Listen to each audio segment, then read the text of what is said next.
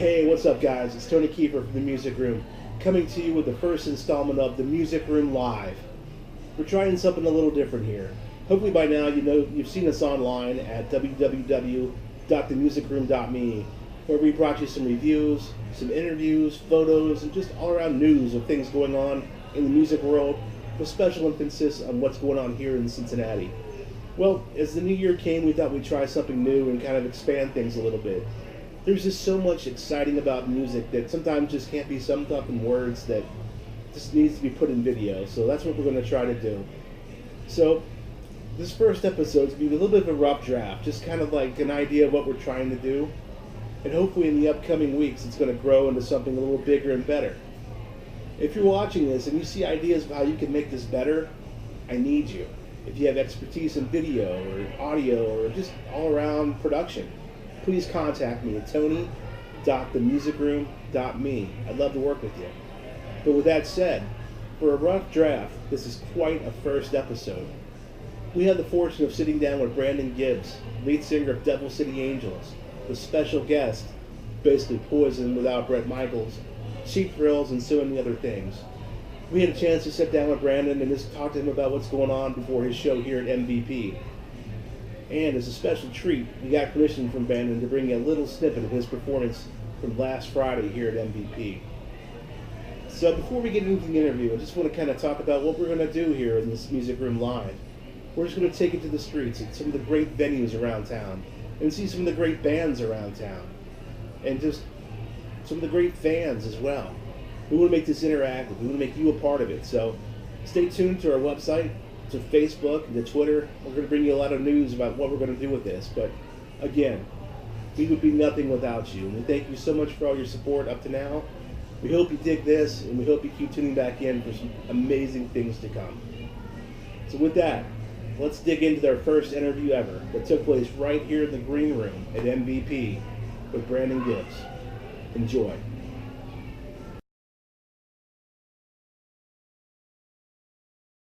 Hey, it's Tony Kiefer from the Music Room. I've got Brandon Gibbs right now. We're live in the green room at MVP in Cincinnati, Ohio.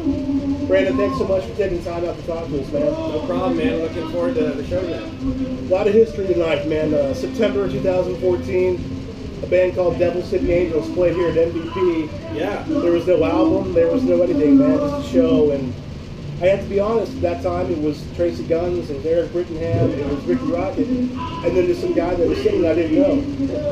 And now, man, it's Brandon Gibbs has become such an important part of this place. You're a part of this history, man. It's awesome. You know, that was a very it was a challenging tour because we didn't have a CD, we didn't have a record out, we had nothing out. Right. What we wanted to do was go out there and meet fans, become a band, and that's what we did, and we did it right in front of everyone's eyes. And this was, this was a stop that we definitely remember. Yeah. So yeah, this is a piece of history for our band, the Devil City Angels, as well. Yeah. Well, it was kind of cool that because in February of last year, almost a year from now, you came with a solo date here, and at that point, then it wasn't a matter of who else was coming. It was Brandon Gibbs was coming. It was cool. You won us all over in that short of time, man. With your stage presence and the way you just own that band. You really were your own person, and that was cool, man. Thank you. I learned a lot being with those guys, having quite a bit of history, and my career being shorter. I had a lot to live up to, yeah. And a lot of they come from groups that have a lot of wonderful lead singers, and I had a big shoes to try and fill and make fans happy. And, so that was a learning experience for Brandon Gibbs, and everyone seems to have embraced that. Most people seem to have embraced that music and followed me through the next phase, and hopefully more Devil City shows here at MVP. That'd be wonderful. Yeah. Well, we talked about a year ago. It was before the record came out, and we were kind of like anticipation. Right. And now here we are, 2016, man, and here it is. That's the Devil City record. Yeah. Devil City Angels. What does this mean to you, man? What does this record mean to you and represent to you? Well, a lot of people don't know, but I had a little bit of success with some network television with a couple of my songs. But really, I'd never signed a record deal before, up until I was asked to start the band Devil City Angels. So I mean, this record means, you know, the whole. There is so much blood, sweat, and tears that went into this. I can't even begin to tell you. And so when I went into Best Buy and I received a text from our label and said, you know, you can go buy your own record if you want to now. And you know, I walked in there, I was just like, you got Devil City Angels. There's a Justin Timberlake record. There's Sam Smith, and I was just like, oh, wow, you know,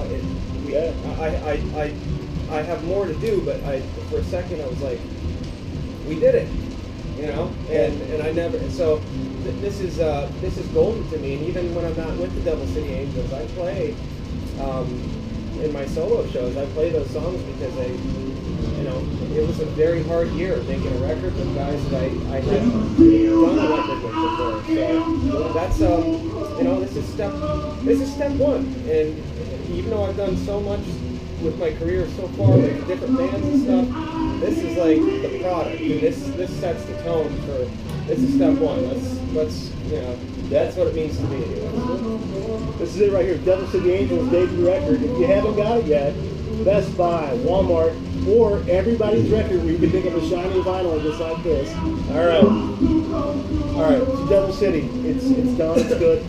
You're so much more than that. In 2015 was pretty big for you and an opportunity that you had with your bandmate Ricky Rocket with a project called Special Guest. That's been another kind of rock star. The movie, I always refer to some of my experiences like the movie Rockstar with Mark Wahlberg. You know, that was one of those things where, you know, Bobby Dahl has been a friend of mine since I was probably 16. I used to open for Poison when I was before I was signed for any of this, and you know, I got a call from Ricky to come down to the hotel room he was at, and I was exercising, and came down and he said, look, someone's going to come meet you in Newport Richey, Florida, and he's going to, you know, hang out with you and see if you're interested in something. Well, I said, well, who's that? And he's like, well, you know him, Bobby Dahl. And I'm like, well, interested in what? And he goes, playing in a band together. And so Bobby did. He came out to our show in Florida and had a little meeting with me. And at the end of the meeting, he said, well, I'm going to play with you tonight. And so we played nothing but a good time together. Shortly after that, I flew to his home and hung out, went to the beach, had coffee, got to know each other even better. And, you know, away we went. And we did a handful of shows. This year it's looking like we're going to continue, only hit it a little bit harder. And so, you know, our band is just 4 guys that like rock and roll music, and there is no gray area. There's no. It's wonderful. They have such a great catalog to sing, and so it's very exciting. And I can't. I don't know. I think sometimes I have to pinch myself. Like, I'm going out front. What, man? Well, that's what I want to know, man. Like, what was it like that moment? I believe it was Monsters of Rock was the first, that pre-show party, right? Was that the first show? Yeah, in Miami, yeah. What was it like right before you were going to go on stage with a band like Poison, knowing their reputation? I'm sure you were aware of them coming up. Just me as a fan, what was that like for you, knowing I'm getting ready to go on stage with Ricky Rocket, Bobby Dahl, CeCe DeVille? What was that like for you personally? Well, John, you were there. It was all eyes were on me that night, and I could, you know, there were 2 ways it could go, and we were all a little bit nervous. It doesn't matter if I'm a nice guy or what. These are, you know, you go out and sing 11 to 12 iconic rock songs, and when I hit the stage, there was probably a good minute or 2 where people were like, oh, who's that guy? And then all of a sudden it's like, the guys are here. CeCe, Ricky, Bobby, they're out. They're playing the catalog. And then the whole place just kind of erupted. But there was a moment where I was very, very scared. You know, the biggest moment was when I sang Every Rose Has its Thorn. That being the song that most people would probably call their favorite or the most popular. The little nuances that they have in that song, and, you know, we changed that song. We did the majority of that song is acoustic now when I sing it, because I was messing around with it at not sound check, but rehearsal. And Will Dowdy, our keyboard player, came in and he just started playing it. And so we're sitting there playing acoustic. Will and I were doing harmony, and Bobby goes, "Why don't we do it that way?" And really, you're going to change a song that's been done 25 years this way or 30 years? And so we had a new way of doing it, and that was another thing that made me nervous. Is are they going to accept the new way that we did it? And it really was me kind of tipping my hat to the fellas, like Brett, all the guys. I don't want to do it the exact same way. I want to show you guys I have an interpretation, and I'm a fan just as much. Yeah, that's cool. So you said 2016, and we'll see some additional activity from the special guests. You most definitely will. All right, cool. All right, well, that's not even it with you, man. It's just like, so you and your brother did a reunion gig, the Gibbs brothers. Yep. And one of the things I think is so cool about you is just your family, man. I mean, seeing you on social media, you can just tell you're a family guy. So what is it like for you and your brother to be able to still to this day have that connection with your mom, Diane, to be able to have that connection? Explain to that music connection with your family. Brent is a wonderful drummer. He's probably one of the best drummers, to be honest, that I've ever played with. And he decided to take a different career path about 5 or 6 years ago, and he called me up not too long ago and just said, you get things with Brandon Gibbs sometimes to go do. I would love to be a part of it. And so we put a couple things together, and Brent sat back behind the kid after not doing it for 5, 6 years and floored me. And that's just the way he is. He wrote a lot of stuff that was on the Devil City record as well. And Diane has always been, we call her Mom. He's right over here. When I'm out professionally, I'm supposed to call her Diane. But my mother's managed me since I was, since I started, and so, it's a very passionate family. Sometimes Thanksgivings can get a little bit hairy because we all, well, you need to do this. At the end of the day, it's one big gigantic musical family, and I mean, it's so funny. It's like we just prefer to go play shows because when we're off and it's a Sunday fun day or whatever, the guitars all come out, the instruments come out, it's what we do. It's just in our blood. That's cool. That's really cool. So you think Shelby's going to be a musician? Shelby's, I don't know if he's going to be a drummer or I don't know what. She kind of just goes back and forth. I think that I would like to see Shelby just be a phenomenal female singer. Yeah, that'd be cool. I mean, the way she sings to me in the back of the car, hey Dad, are you? I hope to see a female singer in our family. You should hear me sing the new Adele record with my driver's seat, man. Nice. It's like that guy that what's his show? James Gordon or something. Oh yeah, he does it all the time. That was me. Yeah. That's you. Yeah, but the Devil City too. Yeah. And then let's talk about an announcement just made a couple days ago. You're going to do some more shows with Cheap Thrills too, like a band that you kind of came up with. You got your teeth a little bit. What's your involvement with that, and what kind of show level are you talking about with that? Well, basically, I'm kind of part owner of that with Eric Brittingham of Cinderella, and him and I are really close friends, and we started this band, Cheap Thrill, to go have fun and play shows and get out and write some stuff. And we did almost 4 years, hitting the pavement and went everywhere, all over the world. And when it came time to do Devil City, we kind of pulled away from it. And so, anyways, he calls me the other day and says, I think it'd be kind of cool to do a couple Cheap Thrill shows. And I'm like, I'm in, man. If I can do it, if I have the time, I'll do it. And of course, it's always nice to work with Eric. So, we have some offers and we're going to explore them. And the wonderful thing about Cheap Thrill that Eric and I have always liked is you just never know who's going to be stopping by to be in the band. Yeah.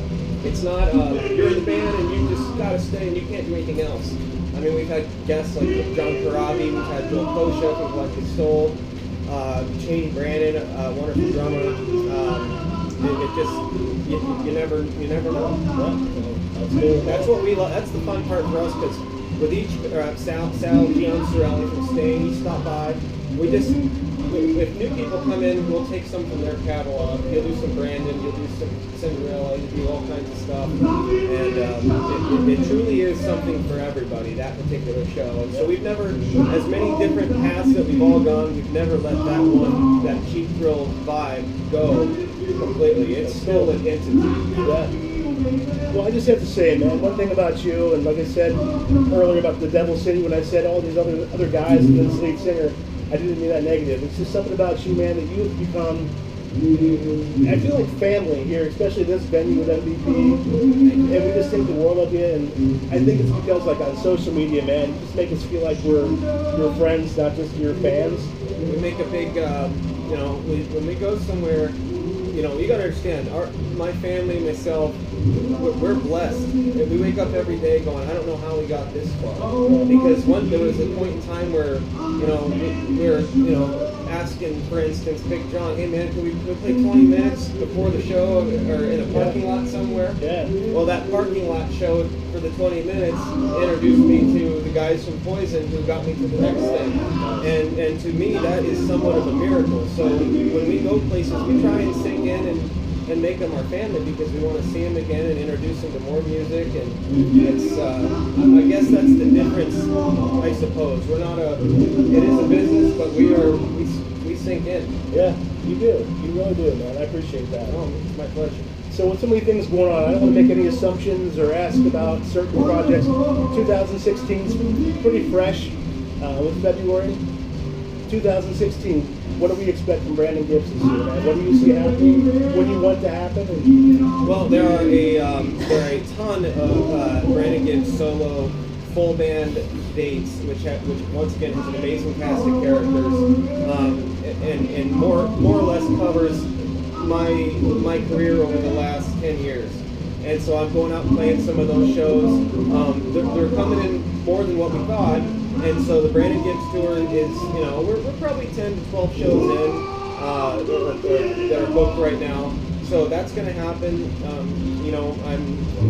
don't want to give too much away, but I'm heading into a wonderful. We're going to pick up where we left off with the special guests, and all of them are very enthusiastic, and that's probably all I can say about that. But you'll like what's going on. You hear that? You're gonna like what's going on. So.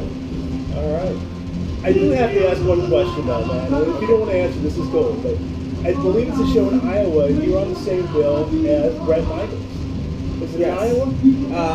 Yes, it is. It's in Dubuque, Iowa. Yeah. How is that for you, man? Is that kind of like, I don't know, or is it cool? Not at all, man. Pete Evick, their guitar player, and I have been friends for 10 years now, and we were chatting about gear one day, and I said, you guys are in Iowa. I have a home in Iowa. And so I was going to come out, and it just transformed into, Brett's having a birthday bash. Do you want to come do that show? And so, of course, I agreed, and I want to go help make his birthday amazing and play some cool songs, and and sit back and watch his show. So he's tweeted me on different occasions where he didn't have to, and I love Brett. He's always been great to my family, and that's cool. And so there's nothing there at all. That's awesome, man. This guy right here, man, Brandon Gibbs, I'm telling you, if you haven't heard Brandon in Devil City and any other project, you're missing out. He's the real deal. Brandon, I'm going to let you get ready for your show, man, but I appreciate so much for you taking time with us. Oh, you're welcome. And I just wish you the best in all your future endeavors, man. Right on. Thanks a lot. Take care. Thanks. So there you have it. That was our interview with Brandon Gibbs. I hope you guys enjoyed watching it as much as I enjoyed conducting it. Brandon's just a super guy, and I just know that we're going to see more from him in the future, and maybe even some special guests along the way, so stay tuned for that.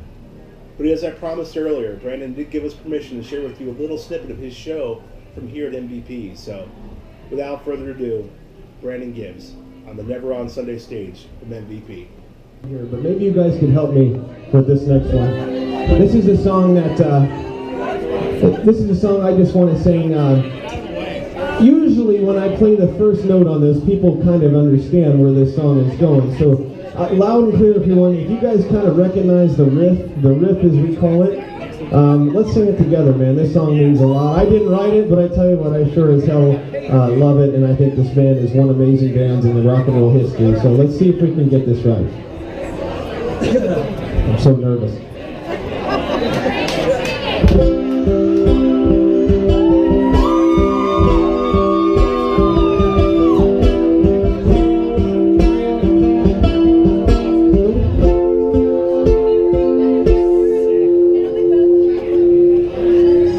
You know I'm a dreamer.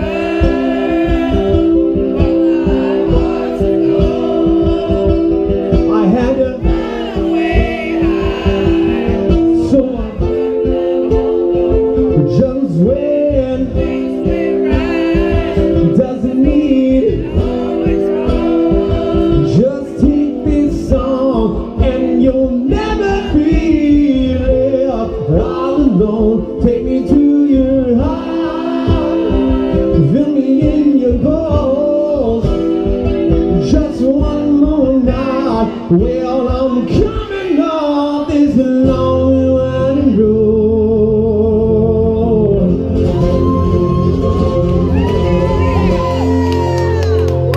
Well, I'm on my way, I'm on my way. You sing it, say it.